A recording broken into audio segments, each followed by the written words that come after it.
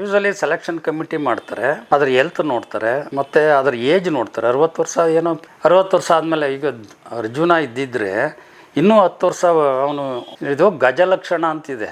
5 ಉಗುರು ಇರಬೇಕು, ಆಮೇಲೆ ಕಣ್ಣು ಚೆನ್ನಾಗಿರ್ಬೇಕು, ಹಣೆ ಬ್ರಾಡ್ ಆಗಿರ್ಬೇಕು, ಬೆನ್ನು ಫ್ಲಾಟ್ ಆಗಿರ್ಬೇಕು, ಬಾಲ ತುಂಬಾ ಉದ್ದಾಗಿರ್ಬೇಕು, ಸೊಂಡ್ಲು ನೆಲಕ್ಕೆ ಟಚ್ ಆಗುವಂಗಿರ್ಬೇಕು. ಅಭಿಮನ್ಯುನ ನೀವು ಸೆಲೆಕ್ಟ್ ಮಾಡ್ತೀರಾ ಅಂಬಾರಿಗೆ, ಅವಾಗ ಏನ್ ಅನ್ನಿಸ್ತು? ನನಗೆ ಅಷ್ಟಕ್ಕೆ ಸ್ಥಿಮಿತ ಮಾಡಿದ್ರು 16 ವರ್ಷ. ಅದನ್ನ ನನಗಂತೂ ಇರಲಿಲ್ಲ.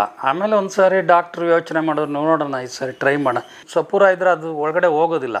ಅದು ಕಟ್ ಮಾಡಿ ಆ ಸೈಜ್ಗೆ ಫಿಟ್ ಮಾಡಿ ನಾವು ನಟ್ಟು ಬೋಲ್ಟ್ ಹಾಕಿ ಇದು ಸ್ಕ್ರೂ ಹಾಕಿ ಟೈಟ್ ಮಾಡೋದು. ಇದು ಖಾಲಿ ಒಂದು ಗುಂಡೇಟಿಗೆ ಬಂದು ಆ ಥರ 3-4 ದಿವಸ ಮಲ್ಕೊಂಡ್ಬಿಡ್ತು. ಅದು ಊದ್ಕೊಂತು, ನಡೆಯಕ್ಕಾಗಿಲ್ಲ. ಅಭಿಮನ್ಯು ಒಂದ್ಸರಿ ತುಂಬಾ ದೊಡ್ಡ ಮಟ್ಟದಲ್ಲಿ ಸಮಯದಲ್ಲಿ ನಾಗರಹೊಳೆ ಭಾಗದಲ್ಲಿ ಅಭಿಮನ್ಯು ದೊಡ್ಡ ಮಟ್ಟದಲ್ಲಿ ಗುಂಡು ಬಿದ್ದಿರುತ್ತೆ ಕಾಲಿಗೆ. ಆ ಸಮಯದಲ್ಲಿ ಅಭಿಮನ್ಯುನ ರೆಸ್ಕ್ಯೂ ಮಾಡೋದಕ್ಕೋಸ್ಕರ ತಾವು ವಿಶೇಷವಾಗಿ ಚಿಟಿಯಪ್ಪ ಡಾಕ್ಟರ್ನ ಕರ್ಕೊಂಡು ಬರ್ತೀರಾ ಅರಣ್ಯ ಇಲಾಖೆಗೆ. ಆ ನಂತರ ಟ್ರೀಟ್ಮೆಂಟ್ ಕೊಡಿಸ್ತೀರಾ. ಆ ಸಮಯದಲ್ಲಿ ಮತ್ತೆ ಅಭಿಮನ್ಯುನ ನಿಲ್ಲಿಸ್ತೀರಾ ಅದರ ಬಲದ ಮೇಲೆ. ಇದೆಲ್ಲದಕ್ಕಿಂತ ಹೆಚ್ಚಾಗಿ ಈಗ ಬಹುದೊಡ್ಡ ಸುದ್ದಿ ಅಂತ ಹೇಳಿದ್ಕೊಳ್ಳೇನೆ ಸರ್, ಅಭಿಮನ್ಯುನ ದಂತ ಅರ್ಧ ಕಟ್ಟಾಗಿದೆ. ಹೀಗಾಗಿ ಇದು ಎಷ್ಟು ದೊಡ್ಡ ಮಟ್ಟದ ಸುದ್ದಿ ಆಗ್ಬಿಟ್ಟಿದೆ ಅಂದ್ರೆ ಅಭಿಮನ್ಯು ಅಂಬಾರಿ ಹೊರತಾನೋ ಇಲ್ಲ ಅನ್ನುವಂಥದ್ದು ಬಹುದೊಡ್ಡ ಸುದ್ದಿ ಸರ್. ತಾವು ಸತತವಾಗಿ 9 ವರ್ಷ ಅಂಬಾರಿ ಆನೆಗಳ ಉಸ್ತುವಾರಿ ಆದಂಥವ್ರು, DF ಆದಂಥವ್ರು, ಪೂರ್ತಿ ಜಂಬೂ ಸವಾರಿಯ ಆನೆಗಳ ಉಸ್ತುವಾರಿ ಆದಂಥವ್ರು ತಮ್ಮ ಕಾಲದಲ್ಲಿ. ಈ ಬಾರಿ ನಮ್ಮ ಪ್ರಶ್ನೆ ಇಷ್ಟೇನೆ, ಅಭಿಮನ್ಯು ಮತ್ತೆ ಅಂಬಾರಿ ಹೊರತಾನೋ ಅಥವಾ ಇಲ್ವೋ ಅನ್ನುವಂಥದ್ದು ತಾವು ಹೇಳ್ಬೇಕು ಸರ್. ಅಭಿಮನ್ಯುವನ ಉಳಿಸಿದ ಶ್ರೇಯಸ್ಸು ನಿಮಗೆ ಬರ್ಬೇಕು ಸರ್ ಅಂತಾರೆ. ನನ್ನ ಇಲ್ಲಪ್ಪ, ನಂದೇನಲ್ಲ, ಚಿಟಿಯಪ್ಪ ಸಣ್ಣಪ್ಪ ಅಂತ ಹೇಳಿ. ನಾನಲ್ಲ, ನಾನು ಇರ್ಬೋದು. ನಾನು ಚಿಟಿಯಪ್ಪ ಹುಡ್ಕೊಂಡು ಕರ್ಕೊಂಡ್ ಬಂದಿದ್ರಲ್ಲ, ಅದು ನಿಜ. ಇಲ್ಲ ಬನ್ನಿ ಡಾಕ್ಟ್ರೆ, ಅದೇನೇನು ಸ್ವಲ್ಪ ಗ್ಲೂಕೋಸ್ ತಗೊಳ್ಳಿ. ನನಗೆ ಸ್ವಲ್ಪ ನನ್ನ ವೈಫು ಡಾಕ್ಟ್ರಲ್ಲ, ಸ್ವಲ್ಪ ಐಡಿಯಾ ಇತ್ತು. ಸ್ವಲ್ಪ ಗ್ಲೂಕೋಸ್ ಅದು ಇದು ಸ್ವಲ್ಪ ಪೌಡರ್ ಏನಾರು ತಗೊಳ್ಳಿ, ಬನ್ನಿ ಹೋಗೋಣ. ಸ್ವಲ್ಪ ಜ್ವರ ಬಂದಂಗಿದೆ, ಸ್ವಲ್ಪ ಆ್ಯಂಟಿಬಯೋಟಿಕ್ ತಗೊಳ್ಳಿ, ಆ ಥರ ಹೇಳಿ ನಾನು ಏನು ಮಾಡೋದು. ಅವಾಗಿದ್ದ ಜೀಪ ಅದೇನೋ ಅವಾಗ ಹೈಟೆಕ್ ವೆಹಿಕಲ್ ಏನು ಇರಲಿಲ್ಲ, ಯಾವುದೋ ಒಂದು ಹಳೆ ಜೀಪ್ಗಳು. ನಾವೆಲ್ಲ ಬುಲೆಟಲ್ಲಿ ಓಡಾಡ್ತಾ ಇದ್ವು. ಸೊ ಇದಾದ್ಮೇಲೆ ಸರ್ ಅವತ್ತು, ಯಾಕಂದ್ರೆ ಈಗ ರಮ್ಮು ಕುಡಿಸೋದು ಅಂತ ಹೇಳಿದ್ರೆ ಬಲರಾಮನಿಗೂ ಅವ್ರು ರಮ್ಮು ಕುಡಿಸೇ ಎಬ್ಬಿಸ್ತಾರೆ. ಯಾಕಂದ್ರೆ ಬಲರಾಮ ದೊಡ್ಡ ಕುಡುಕಾಗಿರೋ ನಾನು ಅವ್ರ ಇಂಟರ್ವಲ್ ಕೇಳಿಲ್ಲ. ಅದು ಏನಂದ್ರೆ ಕ್ಯಾಪ್ಚರ್ ಮಾಡುವಾಗ ಅವೇನಾಗ್ತದೆ, ಆ ಇಲ್ಲಿಗಲ್ ಡಿಸ್ಟಿಲ್ ಮಾಡ್ತಾರೆ ಕಾಡಲ್ಲಿ. ಆ ಡಿಸ್ಟಿಲ್ ಮಾಡಿದ ಕೊಳೆ ಅಂತ ಏನಿರ್ತಾರೆ, ಕೊಳೆ ಹಾಕೋದು, ಅದು ಫರ್ಮೆಂಟ್ ಆಗಿಬಿಟ್ಟಿರ್ತದೆ. ಅದು ಆಲ್ಮೋಸ್ಟ್ ಲಿಕ್ಕರೇ ಅದು. ಅದನ್ನ ಇವು ಹೋಗಿ ಕುಡಿದು ಬಿಡ್ತವೆ. ಅದು ಒಂದ್ಸಾರಿ ಟೇಸ್ಟ್ ನೋಡಿದ್ಮೇಲೆ ಹುಡ್ಕೊಂಡು ಹೋಗ್ತವೆ ಅಲ್ಲಿಗೆ ಅದನ್ನ ಆನೆಗಳು. ಅದು ಪ್ರಾಬ್ಲಮ್. ಇದು ಬಲರಾಮನೊಟ್ಟಿಗೆ ಆಗಿದೆ. ಬಲರಾಮ್ ಇತ್ತೀಚೆಗೆ ಬಂದ ಆನೆ ಅದು ಕ್ಯಾಪ್ಚರ್ ಹಾಸನ ಕಡೆಯಿಂದ ಹಿಡಿದ ಆನೆ. ಅದೇನಂದ್ರೆ ಜನ ಹೇಳೋದು ಅವಕ್ಕೊಂದು ರೋಗ್ ಎಲಿಫೆಂಟ್ ಅಂತ ಹೇಳ್ತಾರೆ. ಯಾರು ರೋಗ್ ಎಲಿಫೆಂಟ್ ಪಾಪ ಅವು ಹೋಗಿರ್ತವೆ. ಅದು ಒರಿಜಿನಲ್ ಅವೆಲ್ಲ ರೂಟ್, ಅವು ಮೈಗ್ರೇಟರಿ ರೂಟು. ಅಲ್ಲಿ ಯಾವುದೋ ಕಾಡಿದ್ದ ಜಾಗನ ಕಡಿದು ಪ್ಲಾಂಟೇಶನ್ ಮಾಡಿರ್ತಾರೆ.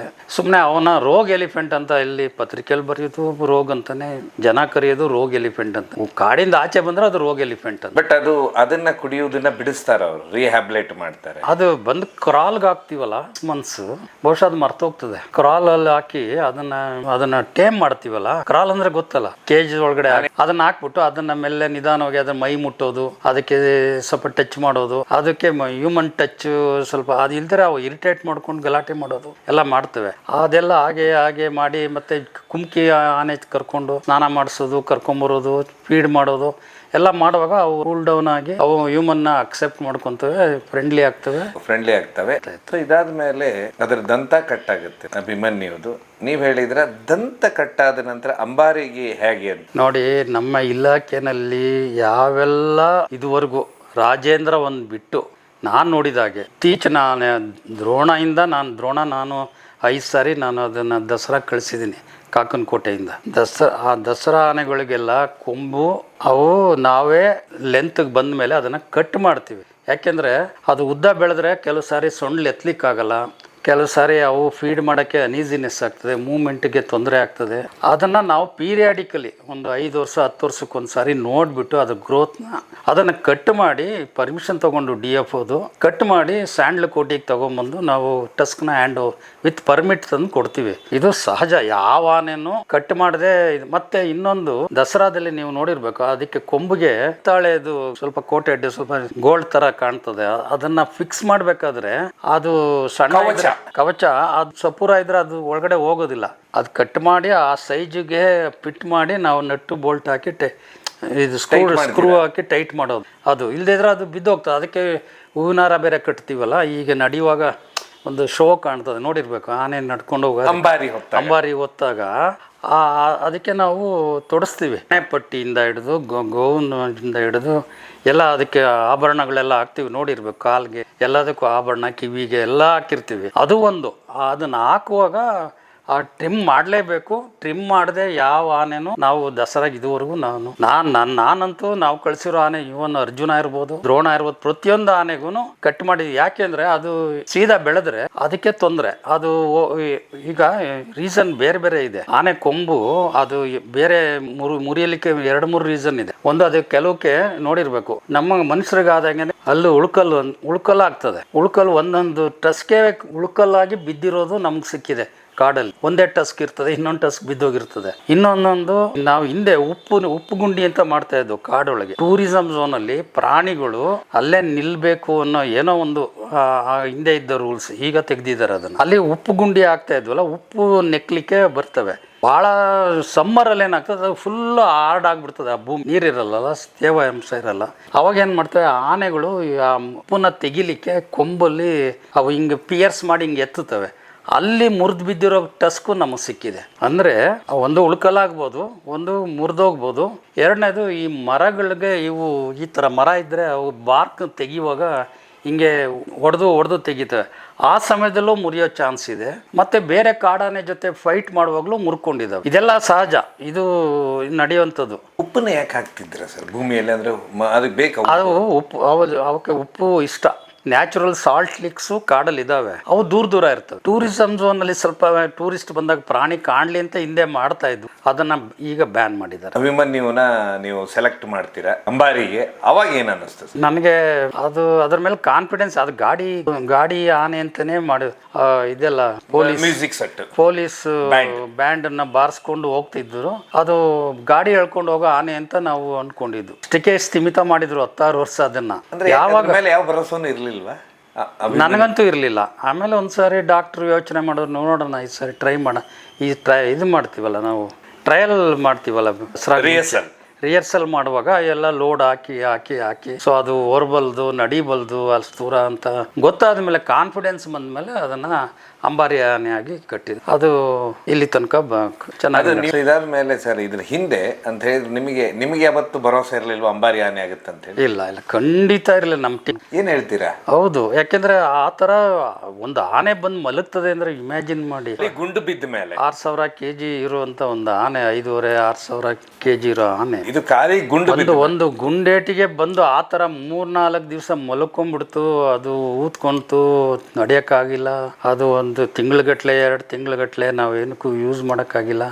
ಆಮೇಲೆ ಅದು ನಡೆದು ಎಲ್ಲ ಸರಿ ಆಯಿತು ಅಂತ ನೆಕ್ಸ್ಟ್ ಸೀಸನ್ಗೆ ನಾವು ಅದನ್ನು ಮತ್ತೆ ಮರ ಎಳಿಲಿಕ್ಕೆ ಬಿಟ್ಟಿದ್ದು. ಗುಂಡು ಬೀಳಕ್ಕಿಂತ ಮೊದಲು ಹೇಗಿತ್ತು ಸರ್ ಅದು? ಹೇಳಿದ್ನಲ್ಲ, ಭಾಳ ಪವರ್ಫುಲ್ ಆನೆ. ಎಂಥ ದೊಡ್ಡ ಲಾಗಿದ್ರು ಅದನ್ನು ರೊಟೇಟ್ ಮಾಡಿ ಅದನ್ನು ಪುಷ್ ಮಾಡಬೇಕಲ್ಲ, ಅದೆಲ್ಲ ಮಾಡಿ ನಾ ಹೇಳಿದ್ನಲ್ಲ, ಕಾಲಂಗಿ ಮೇಲೆ ಏರಿಸ್ತಾ ಇದ್ರು ಅಂತ ಒಂದು ಸ್ಟ್ರಾಂಗ್ ಆನೆ. ಇದಾದ್ಮೇಲೆ ಸರ್, ಈಗ ನೀವು ಎಷ್ಟು ಆನೆನ ಕಳಿಸಿದ್ದೀರಾ ಸರ್ ದಸರಾಗೆ ಇಲ್ಲಿವರೆಗೆ? ನಾನಿರುವಾಗ ಅಂಬಾರಿ ಆನೆ ಹೇಳೋದಾದ್ರೆ ದ್ರೋಣ, ಆನಂತರ ದ್ರೋಣ 3 ವರ್ಷ ನಾನಿದ್ದೆ ಕಾಕನಕೋಟೆಲಿ, 3 ವರ್ಷನೂ ಬಂತು. 9 ವರ್ಷ ಆನೆಗಳ ದಸರಾ ಡೆಪ್ಯುಟೇಷನ್ ಬಂದು ಮಾಡ್ಕೊಂಡಿದ್ದೆ. ಮೇರಿ ಇರ್ತಿತ್ತು, ಮೇರಿ ಅಂತ ಒಳ್ಳೆ ಹೆಣ್ಣಾನೆ. ಅಂಬಾರಿ ಹೊರೋದಕ್ಕೆ ಅಂಬಾರಿ ದ್ರೋಣನೇ ಭಾಳ ವರ್ಷ, 10 ವರ್ಷ 12-13 ವರ್ಷ ಹೊತ್ತಲ್ಲ ಅವನು, ಇನ್ನೂ ಜಾಸ್ತಿ ಹೊತ್ತ. ದ್ರೋಣನೇ ಮೇಜರ್ ನಾನಿರುವಾಗೆಲ್ಲ. ಅದು ಭಾಳ ಸೋಬರಾನೆ. ಯಾವ ಕಡೆ ಹೋದ್ರು ಏನು, ಯಾರು ಅದ್ರ ಹೊಟ್ಟೆ ಕೆಳಗೆಲ್ಲ ಓಡಾಡಿದ್ರು ಏನು ಯಾವತ್ತು ಅರ್ಜುನ ಆದರೆ ಭಯ ಆಯ್ತು, ಯಾರು ಹೋಗೋ ಪ್ರಮೇಯ, ಹೋದ್ರೆ ಹಿಡ್ಕೊಂಡ್ಬಿಡ್ತಿತ್ತು. ಮಾವತನ್ ಹಿಡ್ದೇ ಬಿಡ್ತಿತ್ತು ಹಿಂಗೆ. ಹಾಗಾಗಿ ಯಾರು ಹತ್ರ ಹೋಗ್ತಿರ್ಲಿಲ್ಲ. ಅದು ಸ್ವಲ್ಪ ಭಾಳ ಚೆನ್ನಾಗಿ ಕಂಡ್ರೆ ಅಷ್ಟು ಅದು ಖುಷಿ ಇಲ್ಲ. ಅದು ಮಾವತ, ಡಾಕ್ಟ್ರು, ಅಕ್ರಮ್ 3 ಜನನ ಅಕ್ಸೆಪ್ಟ್ ಮಾಡ್ಕೋತಾ, ಆ ಕವಾಡಿನ ಅಕ್ಸೆಪ್ಟ್ ಮಾಡ್ಕೋತಾ ಇತ್ತು. ಇನ್ಯಾರು ಹೋದ್ರು ಆ ಕೂಸ ಇದ್ದ ಎಲ್ಲಾರನ್ನೂ, ಅದು ಭಾಳ ಕಷ್ಟ, ಅದು ಹತ್ರ ಹೋಗ್ತಿರ್ಲಿಲ್ಲ. ಈ ಆನೆ ಅಂತ ಹೇಳಿದ್ರೆ ಅಂಬಾರಿ ಹೊರೋದಕ್ಕೆ ಏನು ಸಮಸ್ಯೆ ಇಲ್ಲ, ದಂತ ದಂತ ಕಟ್ ಮಾಡೇ ನಾವು ಆನೆಗಳ ಕಳಿಸಿರೋದು. ಯಾಕೆಂದರೆ ಅದು ಕೂರಬೇಕು ಒಂದು, ಮತ್ತು ಪೀರಿಯಾಡಿಕಲ್ ಕಟ್ ಮಾಡ್ತೀವಿ ಆನೆಗಳ ಕೊಂಬನ್ನು. ಹಾಗೆ ಬೆಳೆಯಕ್ಕೆ ಬಿಡೋದಿಲ್ಲ, ಬೆಳ್ಕೊಂಡು ಹೋದರೆ ಅದು ಕೂಡ್ಗೊಂಬಾಗ್ತದೆ, ಸೊಂಡ್ಲು ಎತ್ತಕ್ಕಾಗಲ್ಲ. ನಾವು ಮತ್ತು ಟಿಂಬರ್ ಆಪ್ರೇಷನ್ ಮಾಡುವಂಥ ಸಮಯದಲ್ಲಿ ಟಿಂಬರ್ ಎತ್ತಬೇಕಾದ್ರೆ ಬಲಿಷ್ಠವಾದ ಬುಡ ಇರಬೇಕು ಅದಕ್ಕೆ, ತುದಿ ಇದ್ದರೆ ಮುರಿದೇ ಹೋಗ್ತದೆ ಅದು ಕೊಂಬು ಹಿಂಗೆ ಎತ್ತುವಾಗ. ಇಲ್ಲಾದರೆ ಸಪೋರ್ಟ್ ಪಕ್ಕನೇ ಇದ್ದರೆ ಸೊಂಡ್ಲು ಅದು ಸಪೋರ್ಟ್ ತೊಗೊಂಡು ಎತ್ತಲಿಕ್ಕಾಗ್ತದೆ.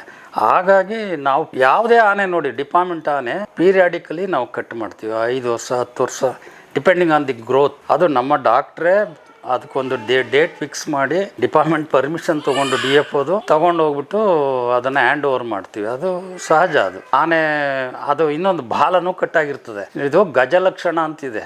5 ಉಗುರಿರ್ಬೇಕು, ಆಮೇಲೆ ಕಣ್ಣು ಚೆನ್ನಾಗಿರ್ಬೇಕು, ಹಣೆ ಬ್ರಾಡ್ ಆಗಿರ್ಬೇಕು, ಬೆನ್ನು ಫ್ಲಾಟ್ ಆಗಿರ್ಬೇಕು, ಬಾಲ ತುಂಬ ಉದ್ದಾಗಿರ್ಬೇಕು, ಸೊಂಡ್ಲು ನೆಲಕ್ಕೆ ಟಚ್ ಆಗುವಂಗಿರ್ಬೇಕು, ಆ ಬಾಲದಲ್ಲಿ ಕೂದಲಿರಬೇಕು. ಈ ಥರ ಎಲ್ಲ ಗಜಲಕ್ಷಣ ಅಂತಾರೆ. ಈಗ ನಮ್ಮ ಆನೆಗಳು ಕಾಡಲ್ಲಿ ಬಿಟ್ಟಿರ್ತೀವಿ, ಫೈಟ್ ಮಾಡ್ತವೆ. ಬೇರೆ ಆನೆಗಳು ಬಾಲ ಹಿಡಿದು ಕಚ್ಚಿ ಬಾಲ ತುಂಡು ಮಾಡಿದ್ದಾವೆ. ಈಗ ಅರ್ಜುನಂಗಾಗಲಿ ದ್ರೋಣಂಗಾಗಲಿ ಬಾಲ ಕಟ್ಟಾಗಿದ್ದ ಆನೆಗಳೇ. ಅದರಿಂದ ನಾವು ಅಭಿಮನ್ಯು ಸರ್ ಬಾಲ ಚೆನ್ನಾಗಿದೆ, ಅದು ಅದೇನಾಗಿಲ್ಲ. ಇವನ್ ಇದಕ್ಕೂ ಬಾಲ ಚೆನ್ನಾಗಿದೆ. ನಾವು ಆರ್ಟಿಫಿಷಿಯಲ್ ಬಾಲ ಹಾಕಿ ಬಾರಿ ಕಟ್ತಾ ಇದ್ದದ್ದು. ಯಾರಿಗೆ ಸರ್? ದ್ರೋಣಂಗಾಗಲಿ ಅರ್ಜುನಂಗಾಗಲಿ ಆರ್ಟಿಫಿಷಿಯಲ್ ಬಾಲನೇ ಆಗ್ತಾ ಇದ್ದದ್ದು. ಏನು ಮಾಡ್ತೀವಿ? ಹೀಗಾಗಿ ಏನೋ ನ್ಯೂನ್ಯತೆ ಇದ್ರೆ ಇಲ್ಲ, ಅದೇನಿಲ್ಲ, ಯಾವ ನ್ಯೂನ್ಯತೆ ಇಲ್ಲ. ಟಸ್ ಕಟ್ ಮಾಡೇ ನಾವು ಅದನ್ನು ಕೂರಿಸೋದು. ಪ್ರತಿ ಆನೆಗೂ ಇಲಾಖೆ ಆನೆಗೆ ಪೀರಿಯಾಡಿಕಲಿ ಕಟ್ ಮಾಡಿರ್ತಾರೆ. ಸೊ ಇದು ಯಾವ ನ್ಯೂನ್ಯತೆ ಇಲ್ಲ. ಇದು ದಸರಾಗೆ ಅನ್ಫಿಟ್ ಅನ್ನೋ ಪ್ರಶ್ನೆ ಇಲ್ಲ. ಇದು ಯಾವುದೇ ಆನೆ ದೋಷ ಇಲ್ಲ. ಇದು ಸೊ ಒಟ್ಟಾರೆಯಾಗಿ ಮತ್ತೊಮ್ಮೆ ಅಭಿಮನ್ಯು ಪಾಲ್ಗೊಳ್ತಾನಂತೀರ. ಸೆಲೆಕ್ಷನ್ ಕಮಿಟಿ ಮನಸ್ಸು ಮಾಡಿದ್ರೆ ಅವ್ರು ಯೂಶಲಿ ಸೆಲೆಕ್ಷನ್ ಕಮಿಟಿ ಮಾಡ್ತಾರೆ. ಅದ್ರ ಹೆಲ್ತ್ ನೋಡ್ತಾರೆ, ಮತ್ತೆ ಅದ್ರ ಏಜ್ ನೋಡ್ತಾರೆ. 60 ವರ್ಷ ಏನೋ 60 ವರ್ಷ ಆದಮೇಲೆ, ಈಗ ಅರ್ಜುನ ಇದ್ದಿದ್ರೆ ಇನ್ನೂ 10 ವರ್ಷ ಅವನು ಅಂಬಾರಿ ಹೊರುವಂಥ ಕೆಪಾಸಿಟಿ ಇತ್ತು. ಅವನಿಗೂ ರಿಟೈರ್ಮೆಂಟ್ ಏನೋ ಮಾಡಿದ್ರಲ್ಲ 60 ವರ್ಷ ಆದಾಗ. ಅದು ಹ್ಯೂಮನ್ ಥರ. ನಾವು 60 ವರ್ಷಕ್ಕೆ ನಾವು ರಿಟೈರ್ಡ್ ಆಗ್ತೀವಲ್ಲ ಸರ್ಕಾರಿ ನೌಕರಿಯಿಂದ, ಆ ಥರ ಅವನು ಟ್ರೀಟ್ ಮಾಡಿದ್ದಾರೆ. ಅದರ ಶಕ್ತಿ ನೋಡಲಿಲ್ಲ ಅಥವಾ ಇನ್ನೊಂದು ನೋಡಲಿಲ್ಲ. 60 ವರ್ಷ ರಿಟೈರ್ಮೆಂಟ್. ಸರ್ ಶಕ್ತಿ ನೋಡಲಿಲ್ಲ, ಅದರ ಶಕ್ತಿ ನೋಡಲಿಲ್ಲ ಅದರದ್ದು. ಸೊ ಇನ್ನೂ ಅಂಬಾರಿ ಹೊರ್ತಿದ್ದ ಅಂತೀರಾ? ಅರ್ಜುನ ಇನ್ನೂ 10 ವರ್ಷ. ಯಾರು? ನನ್ನ ಲೆಕ್ಕ ಅರ್ಜುನ ಇನ್ನೂ 10 ವರ್ಷ. ಬಟ್ ಇಲಾಖೆ ಅದನ್ನು ಬೇಡ ಅಂತೇಳಿ ಬದಲಾಯಿಸಿದೆ. ಸೊ ಕೊನೆಯದಾಗಿ ದಂತ ಅಭಿಮನ್ಯುದು ಹೋಗಿರೋದು ಸುಮಾರು ಜನರಿಗೆ ಭಯ ಆಗಿದೆ. ಯಾಕೆಂದ್ರೆ ಅಭಿಮನ್ಯುಗಿರೋಷ್ಟು ಅಭಿಮಾನಿಗಳು ಯಾರೂ ಇಲ್ಲ. ಅಂಬಾರಿಯನ್ನು ಹೊರತಾನೆ ಇಲ್ಲ ಅನ್ನೋದು ಎಲ್ಲರೂ ಬಹುದೊಡ್ಡ ಪ್ರಶ್ನೆ ಆಗಿತ್ತು. ನಿಮ್ಮ ಪ್ರಕಾರ ಯಾವುದೇ ದೋಷ ಇಲ್ಲ. ಅವನು ಇನ್ನೂ ಹೊರುವಂಥ ಕೆಪಾಸಿಟಿ ಇದೆ. ಒರೆಸಿದ್ರೆ ಒಳ್ಳೆಯದು. ಅವನ ಅಭಿಮಾನಿಗಳಿಗೂ ಒಂದು ಸಂತೋಷ ಆಗ್ತದೆ. ಯಾಕಂದರೆ ಅರ್ಜುನನ್ ನಾವು ಅಲ್ಲೇ ಕಳ್ಕೊಂಡಿದ್ದೀವಿ. ಇದನ್ನೇ ಮುಂದುವರ್ಸಿದ್ರೆ ಒಳ್ಳೆಯದು.